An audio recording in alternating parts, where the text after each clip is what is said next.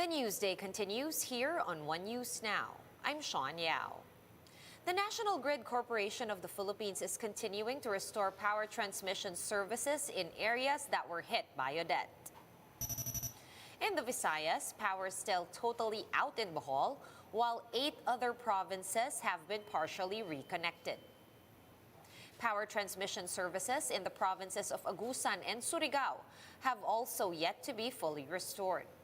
And although assessment is still ongoing, the NGCP says they're aiming to energize the entire Mindanao by December 25. Relief operations are still in full force in typhoon-hit areas. The Philippine Navy's BRP Iwak sailed to Surigao City to deliver water, sacks of rice, and relief goods to affected residents. And they also repurposed the BRP's Ang Pangulo into a 10-bed floating hospital for typhoon victims. Joint Task Force Zamboanga sent aid to Siargao. The troops transported around 7,000 food packs, blankets, mosquito nets, and bath towels from the Social Welfare Department, Region 9. And the province of Cebu is taking all kinds of help that they can get to recover from the aftermath of Typhoon Odette. Here is the story.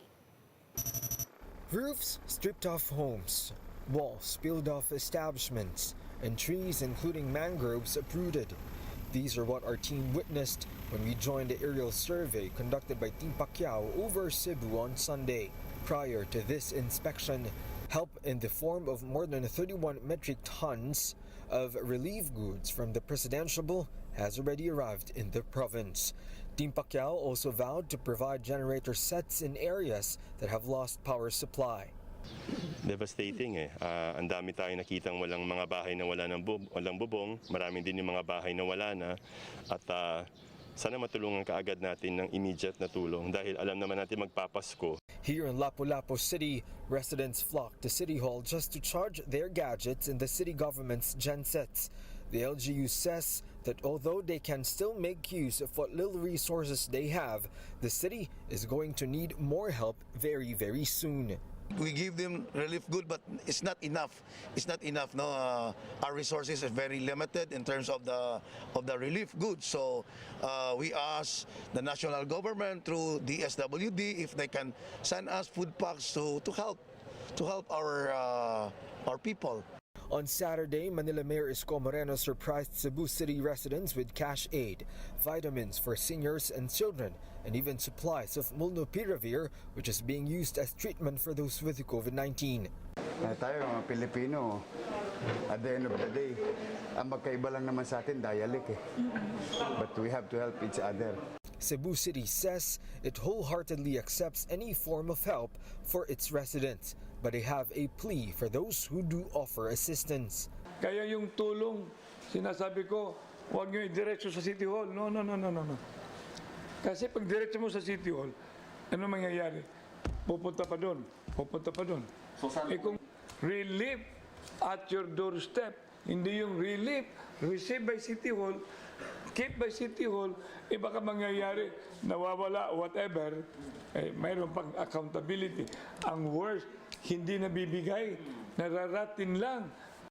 It can be recalled in past calamities how some relief goods were spoiled as they were not distributed ASAP due to red tape.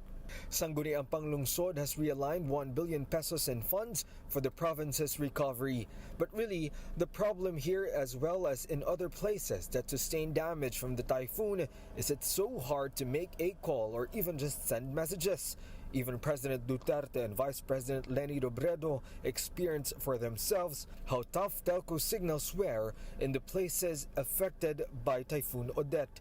Their teams are only able to post updates on social media long after they've left affected areas. VP Robredo said she's now assessing how best to help those affected by the inundation. This on top of her already personally distributing goods and assistance in affected communities.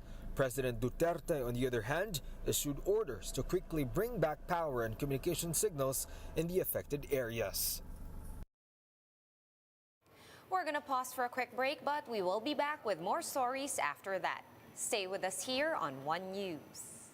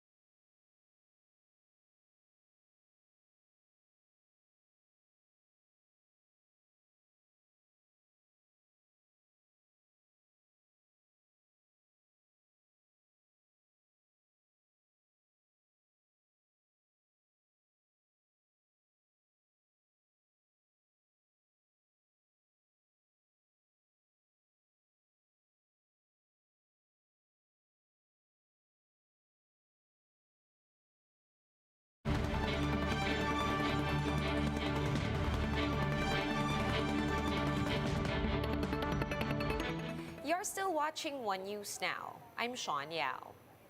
Negros Occidental is set to declare a state of calamity after being badly hit by Typhoon Odette.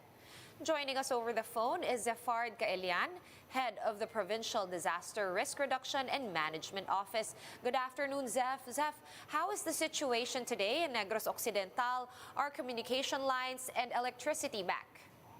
Yes, good afternoon.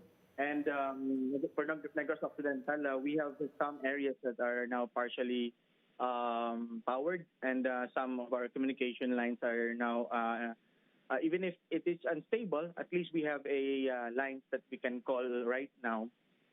It's beginning to progress, and we have already, some of the LGUs are on their clearing operation still on the LGUs hit in Sipalay and Hinubaan. So that's now the activities for here in Negros Occidental. All right, yes, I'm very glad that we actually are able to reach you via phone right now. With regard to casualties, Zef, do you have any updates on the number so far? Yeah, we have some of our casualties for the unburied. We have 33 because it does not have police spot reports, but the one with spot reports are now on 22. So that's the death, no? And we have now from the missing of 50 to 45, we have now 11 missing. So we have some of these trimmed down by our search, rescue, and recovery teams still on the field right now. Right now, it's been a couple of days since Negros Occidental has been battered by the typhoon. Do you have any more numbers for us with regard to infrastructure and agriculture damage so far, based on your assessment? Yeah, we have the rapid damage assessment report as we have meet with the PDRMC for the declaration of state of calamity. So the PDRMC has presented every agency and department have presented the damage assessment and needs analysis, the rapid damage assessment and needs analysis. It's about 6.9 billion. So we have the governor has endorsed to the Sanggunian for the declaration of a state of calamity. Right. What about your roads over there, roads and bridges? Is everything passable now? Has road clearing operations begun already, and how far have you gotten with regard to that? Yeah. All roads and bridges are now passable, but clearing operation is still ongoing because not all roads were cleared. No, it can be passable, but there are debris on the roads during this time. And of course, I have to ask you about the people of Negros Occidental. What is the situation like in evacuation centers right now? Do you guys have enough supplies for evacuees, and are supplies coming in or relief aid? Yes, that's why right now I'm coordinating from here in Bacolod so that the region can bring in supplies. No, I'm actually coordinating with the Office of Civil Defense for additional supplies that they're coming in. But the province of Negros Occidental has been continuing to bring food and water to the affected LGUs. All right. Anything else that you guys want to ask for or need from the national government? Yeah, but the governor will be talking President and will be presenting the needs assessment and needs damage assessment and needs analysis right here in Kabankalan. All right. Well, hoping for the best for the people of Negros Occidental. Thank you for your time and do stay safe. That was the voice of Zefard Caelian, head of Negros Occidental's PDRRMO, over the phone. Thank you, Zefard. And in COVID news, we have the Health Department reporting over 260 new COVID-19 cases today. This has brought the country's total infections to 2,837,000, some 9,500 of which are still active. 45 COVID-related fatalities were also recorded today, bringing the death toll to more than 50,700. Meanwhile, total recoveries are at 2,777,000, with 390 new survivors logged in the last 24 hours. Out of the 28,000 tests conducted for today's bulletin, less than 1% were positive for the coronavirus. Let's now take a quick look at today's other top stories. The Commission on Elections says that over 65 million Filipinos will be eligible to vote in the upcoming 2022 national elections. The Calabarzon region recorded the highest number of registered or eligible voters, followed by Metro Manila and Central Luzon. The Health Department has confirmed a third case of the Omicron COVID-19 variant here in the country.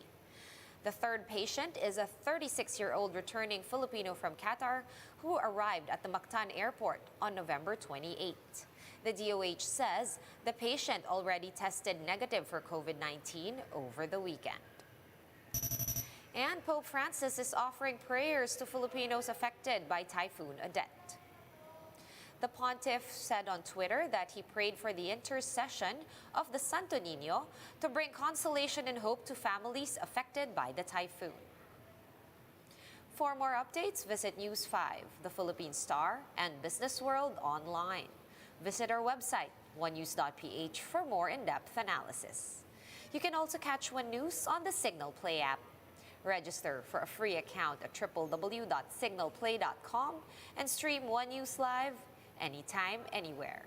Masks on, wash hands, and stay safe, Philippines. I am Sean Yao. We are One News.